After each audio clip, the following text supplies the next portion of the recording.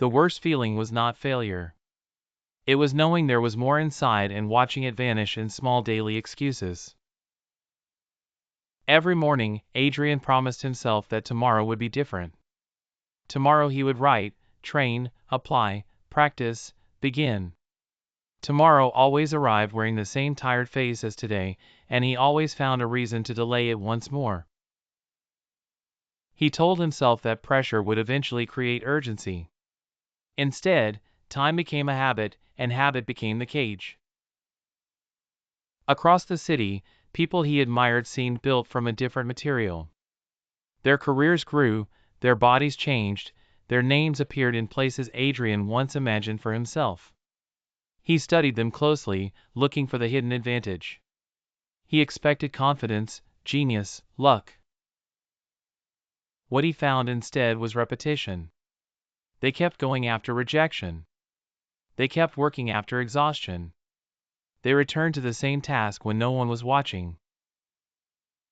Adrian began to notice something else. The successful ones were not untouched by hardship. They were marked by it. A musician he followed had failed 10 auditions before one opened a door. A runner he respected had been injured, overlooked, and nearly forgotten.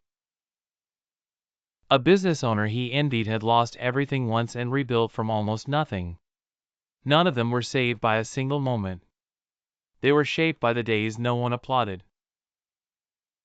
That discovery was both comforting and uncomfortable. If they were not born different, then the distance between them and him was not magic. It was movement. One night, Adrian sat at his desk with his phone glowing beside a blank page.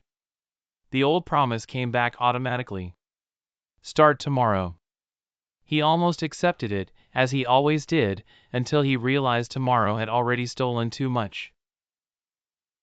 He opened the page and wrote a single line. It was not impressive. It was not enough. But it was real. The next day, he wrote again. Then he practiced. Then he failed in public, corrected himself in private, and tried once more. Some days felt heavy enough to break him. Some days felt pointless. Still, he continued. Months later, nothing about his life looked like a miracle. The change was quieter than that. He had become the kind of person who did not wait for motivation to arrive before acting. He had become harder to distract, slower to quit, and more honest about what wasting time had cost him. The real choice was never success or failure. It was comfort or commitment. And once Adrian understood that, the future stopped feeling like something he would someday inherit and started feeling like something he had to build.